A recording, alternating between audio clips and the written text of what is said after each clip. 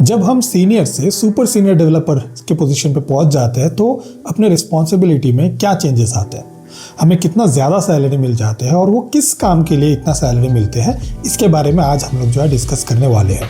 I used to be a senior software engineer in Dell and now I joined NetApp, जो कि Dell के one of the biggest competitor है। And यहाँ पर मैं MTS4 हूँ, which is equivalent to the principal engineer in Dell. कुछ organization पे इस डेजिग्नेशन को स्टाफ सॉफ्टवेयर इंजीनियर भी बोले जाते हैं एंड कुछ ऑर्गेनाइजेशन पे एज एन आर्किटेक्ट। तो यहाँ पर क्या क्या extra roles and responsibility add हुआ है और सैलरी कितने होते हैं उसके बारे में आज हम लोग बात करेंगे। एंड हाँ, रिक्वायरमेंट भी क्या है वो भी डिस्कस करने वाले हैं। तो इस MTS4 डेजिग्नेशन के लिए आपके मिनिमम ईयर्स ऑफ एक्सपीरियंस होना चाहिए 8 से 9। अब क्या क्या रिस्पॉन्सिबिलिटीज होते हैं उसके बारे में थोड़ा बात कर लेते हैं एंड एंड में हम इसके सैलरी के बारे में भी डिस्कस करने वाले हैं। सो अपडेट नंबर 1, पहले हम क्या करते थे, जब भी कोई फीचर या किसी भी एरिया पे हमें काम करने दिए जाते थे तो हमारे सवाल होते थे कि इसको कैसे बनाएं। लेकिन अभी जो सवाल हमारे दिमाग में आता है दैट इज हम इसको क्यों बना रहे हैं। ठीक है, इससे क्या होता है कि हमें वो रिक्वायरमेंट को अच्छी तरीके से गैदर कर सकते हैं एंड हम अपने आप को कस्टमर्स के जगह पे बैठा सकते हैं टू अंडरस्टैंड कि वो इसको कैसे यूज़ करने वाले हैं एंड उसके लिए हम प्रॉपर स्ट्रैटेजी जो है वो प्लान कर सकते हैं। उसको छोटे छोटे कंपोनेंट पे डिवाइड कर सकते हैं एंड जूनियर्स को अलग अलग एरिया पे काम करने के लिए दे सकते हैं एंड जो कॉम्प्लेक्स पार्ट है उसमें हम लोग खुद भी काम करते हैं। So shift number 2 is to go beyond the Stack Overflow।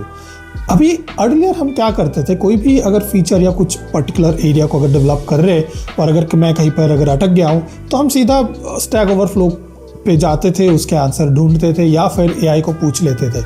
लेकिन अभी सिचुएशन क्या हो जाते हैं कि कुछ ऐसे टेक्नोलॉजीज अभी मार्केट में जो बहुत ही नए हैं, ठीक है, जिसको हमें यूज़ करना पड़ेगा एंड उनके कुछ प्रॉब्लम स्टेटमेंट्स के आंसर्स स्टैक ओवरफ्लो या कोई भी AI बॉट के पास नहीं होते।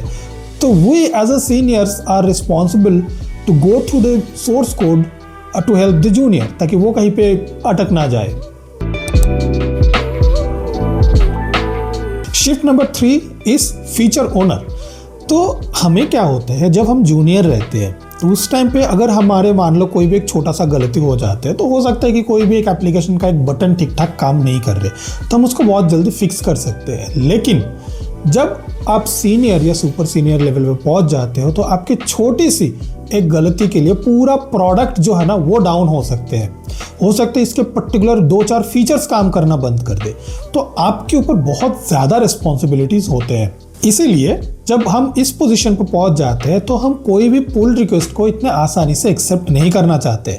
जब भी हमें कोई भी एक पुल रिक्वेस्ट मिलते हैं तो हमें उसको थॉरोली गो थ्रू करते हैं, बिकॉज अगर थोड़ा सा भी गलती हो जाते हैं तो उसका फुल इम्पैक्ट जो है वो आपके ऊपर आ जाते हैं।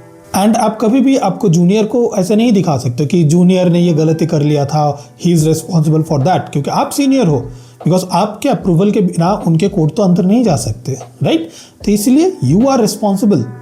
सो that's why make sure you subscribe to this channel, otherwise मैं आपके पुल रिक्वेस्ट भी एक्सेप्ट नहीं करने वाला। Now jokes apart, let's talk about the final part which is the salary. तो MTS4 नेटऐप पे सैलरी कैसा होता है?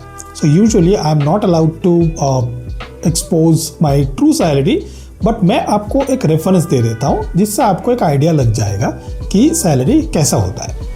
सो नेटऐप पे एक MTS4 को अप टू 74 से 80 लाख रुपीस पर एनम मिल सकते हैं। Because it is a Tier 1 company, इसलिए सैलरी जो है थोड़ा सा हायर साइड में होते हैं। But in a typical company it can go up to 60-65 lakhs. I hope आपको ये वीडियो अच्छा लगा होगा and make sure you subscribe to this YouTube channel. आप में से बहुत कम लोगों ने सिर्फ सब्सक्राइब किए हैं and we'll see you in a next video. And हाँ, नेक्स्ट वीडियो पे हम लोग डिस्कस करेंगे कि कैसे इंटरव्यूज़ को क्रैक करना है and I hope you guys will like it. So we will see you in a next video. तब तक के लिए बाय।